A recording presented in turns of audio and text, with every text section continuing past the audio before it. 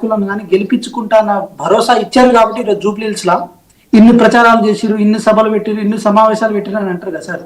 So ఏది నాయకులను ముందు పోటీలో పెట్టి వెనకాల మేము ఫామ్ హౌస్కో లేకపోతే వేరే దానికో పరిమితం అయిపోతే నాయకులు మనం నమ్ముకొని ఉండి రేపు పుసుకో ఓడిపోతే అది పద్ధతి కాదు సార్.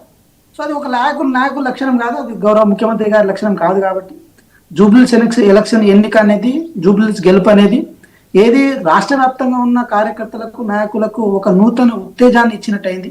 సో ఆ ఉత్తేజంతో రేపు లోకల్ బాడీ ఎలక్షన్స్ లో సార్ 100% దాదాపు 95 నుంచి 100% వరకు ఆ స్థానాలు కైవసం చేసుకొని మేము ముందుకు వెళ్తాం సార్. అదేవిధంగా ఏదైతే బీసీ రిజర్వేషన్ ఏది చట్టబద్ధంగా ఇవ్వడానికి అవకాశం లేకపోయినా పార్టీ పరంగా ఇవ్వడానికి కాంగ్రెస్ ప్రభుత్వం సిద్ధంగా ఉంది, కాంగ్రెస్ పార్టీ సిద్ధంగా ఉంది. ఆల్రెడీ గ్రౌండ్ లో డెడికేటెడ్ కమిషన్ ద్వారా ఆల్రెడీ రిజర్వేషన్ కూడా ఖరారు చేస్తున్నట్టు సమాచారం వచ్చింది. అది అఫీషియల్ గా కనుక వస్తే మాత్రం 100% ఏది లోకల్ బాడీ ఎలక్షన్ లో సరే గుర్తులు ఉండవు కాబట్టి, గుర్తులు ఉండకపోయినా కాంగ్రెస్ పార్టీ నాయకులు, కాంగ్రెస్ పార్టీ కార్యకర్తలు నిలబడతారు, గెలుస్తారు. అదేవిధంగా ఏది రాష్ట్రంలో జరుగుతున్న అభివృద్ధి ఫలాలను ఏది గ్రౌండ్ లో తీసుకెళ్లడం కోసం అన్ని అయితే కృషి చేస్తారు సార్. ఇంకో మాట కూడా నేను చెప్పే ప్రయత్నం చేస్తున్నాను సార్. ఏది బీజేపీ గురించి, బీజేపీ లోకల్ బాడీస్ లో దూసుకుపోతాను అంటుంది కాబట్టి చెప్తున్నాను సార్. ఏది జూబ్లీహిల్స్ ఎలక్షన్ లో దూసుకోలేకపోయింది, ఇక ఏది లోకల్ బాడీ ఎలక్షన్ లో దూసుకుపోతా అంటే అది కొంచెం హాస్యాస్పదంగా, కొంచెం వినడానికి విడ్డూరంగా అయితే ఉంటుంది సార్. అలాగని చెప్పి వాళ్ళ ఆత్మవిశ్వాసాన్ని మేము తక్కువ చేసి మాట్లాడతలేము.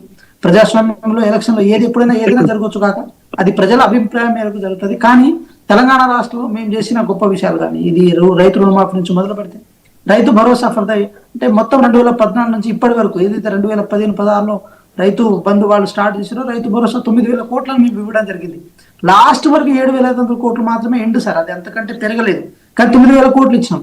21,000 కోట్ల వరకు ఏదైతే రైతు రుణమాఫీ ఉందో అది చేయగలిగినాం. ఉచిత మహిళలకు ఉచిత బస్సు, లేకపోతే సన్న బియ్యం ప్రతి ఆడబిడ్డ తింటారు. దాంతోపాటు ఏది చీరల పంపిణీ కానీ, లేకపోతే ఇంకా ఏదైనా ఇళ్ల పంపిణీ కానీ. ఇల్లు చూడండి, ఇంద్రమ్మ ఇల్లు అనేది ఒక చారిత్రాత్మకమైన నిర్ణయం సార్. 10 సంవత్సరాలు గోసపడ్డాయి తెలంగాణ రాష్ట్ర ప్రజలకు.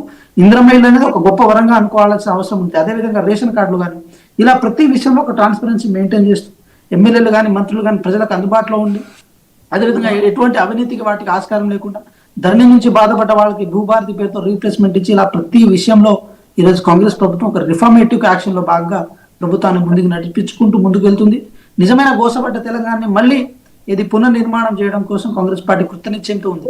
ఒక మాట చెప్తున్నాం సార్, రేపు సర్పంచ్ ఎలక్షన్ లో పలాని వార్డులో కానీ, సర్పంచ్ లో కానీ, అంటే ఏది ఆ పంచాయతీలో కానీ ఏది పెద్ద స్థాయిలో ఉన్న మంత్రులు కూడా వచ్చి ప్రచారం చేసినా కూడా ఆశ్చర్యం వేశారు. దాని అర్థము ఏదో మేము గెలుపోవటంలో ఏది అభద్రతా భావంతో ఉన్నామో లేకపోతే భయభ్రాంతులు ఉన్నామని కాదు సార్. కార్యకర్తలను మేము నమ్ముకుంటే, కార్యకర్తలను మేము గుండెలో పెట్టుకుంటే వాళ్ళ కోసం ఎంత దూరమైనా పోతాం సార్. కార్యకర్తల నిర్మాణం మీద జరిగిన ఈ పార్టీ కాబట్టి ఆటోమేటిక్ గా దాంట్లో ఎటువంటి శశవిశల్పం జూబ్లీహిల్స్ ఎలక్షన్ దానికి ప్రధానమైన ఉదాహరణ. నేను ఒక చిన్న మాట చెప్తాను సార్, మీరు కొంచెం అర్థం చేసుకోవాల్సిన అవసరం ఉంది. ఏది రాష్ట్రానికి మాజీ ముఖ్యమంత్రి అని పెట్టుకోకుండా వాళ్ళ క్యాంపెయిన్ కమిటీ ఏదైతే ఒక లిస్ట్ ఉంటుందో దాంట్లో తొలి ముఖ్యమంత్రిని పెట్టుకున్నారు. పెద్దవారిని నమ్ముకొని ఈ రోజు బరిలో దిగిన సునీత గారు ఎవరైతే ఉన్నారో, మాగంటి సునీత గారిని, వారిని కొంచెం ఏది జస్ట్ ఏదో వదిలేసినట్టు అట్లా పాపం వారిని ఏం గెలుపువైపు తీసుకెళ్లకుండా సరే మీ బాధలు మీరు పడండి అని చెప్పి ఏది మన కేసీఆర్ గారు పెద్దలు అట్లా అనుకొని చేసినట్టున్నారు. కాబట్టి ఒక మాట సార్, చాలా ప్రజలు మ్యాండేట్ గా నిర్ణయించుకొని ఉన్నారు. తెలంగాణ రాష్ట్రంలో కాంగ్రెస్ పార్టీ రేపు ఏది వార్డు సభ్యులు కానీ, సర్పంచ్ కానీ, ఎంపీటీసీ కానీ, జెడ్పీటీసీ కానీ, ఏది దాంతోపాటు జెడ్పీ చైర్పర్సన్ కానీ, ఇవన్నీ మేము కైవసం చేసుకోబోతున్నాం. అభివృద్ధిలో వాళ్ళని భాగస్వామ్యం చేయబోతున్నాం sir. Right, thank you Venkat గారు. ఓకే, మీరు అలాగే ఉండండి. వాసుదేవరెడ్డి గారు, శ్రీనివాస్ గారు చెప్పండి.